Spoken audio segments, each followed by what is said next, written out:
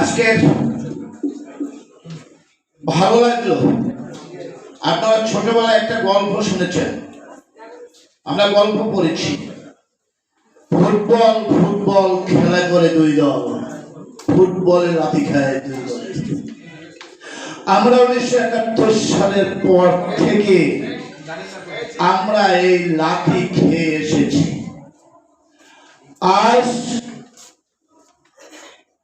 22শে December 2025 সালে সেই লাথি খাওয়া থেকে আমরা নিজেরাই মাঠে নেমে যাব। সেই মাইনরিটি জনতা পার্টি সারা বাংলাদেশে 300 আসন নিয়ে লড়বে। বিএনপি বলতে পারবে না যে আমাদেরকে ভোট দেয় নাই, আওয়ামী লীগ বলতে পারবে না হিন্দুরা আমাদেরকে ভোট দেয় নাই, জামাত বলতে পারবে না, এনসিপি বলতে পারবে না, কেউই পারবে না। আমরা মাইনরিটি যারা আছি একতাবদ্ধ হয়ে আমাদের মাঠে লড়তে হবে। আমি বাংলাদেশ মতুয়া গণজাগরণ মঞ্চের পক্ষ থেকে আমি এই কমিটির কেন্দ্রীয় কমিটির আমি সভাপতি হিসাবে আমি মতুয়া ভাইদের পক্ষ থেকে আমি আজকের এই অনুষ্ঠানে বলে দিচ্ছি, আজকে মাইনরিটি জনতা পার্টির সাথে আমরা আপনাদের পাশে আছি এবং থাকবো।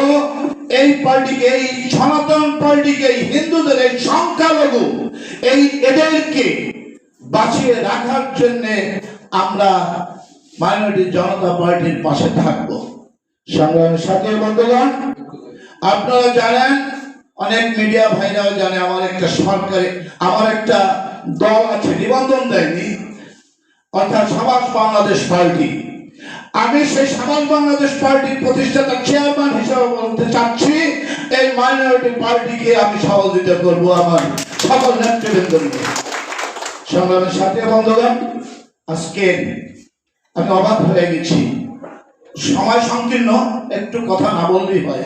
আজকে দীপু দাসকে যেভাবে হত্যা করেছে, সারা বিশ্বে সকল জাতি, হিন্দু মুসলমান বৌদ্ধ খ্রিস্টান সবাই সজাগ হয়ে গেছে, অবাক হয়ে গেছে।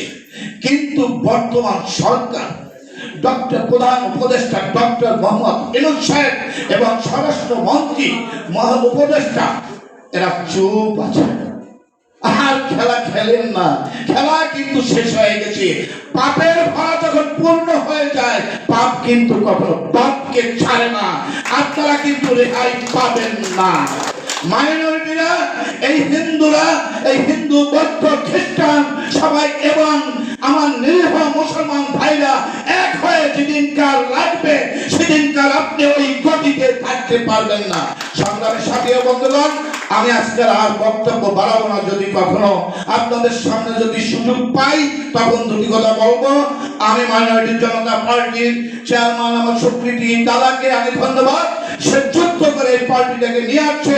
সকল হিন্দু ভাইদের, সকল মুসলিম ভাইদের, সকল হিন্দু বৌদ্ধ খ্রিস্টান ভাইদেরকে বলবো, এক হয়ে এই পার্টিকে আপনারা এগিয়ে নিয়ে যাবেন। এই বলে আমার বক্তব্য এখানে আমি শেষ করছি।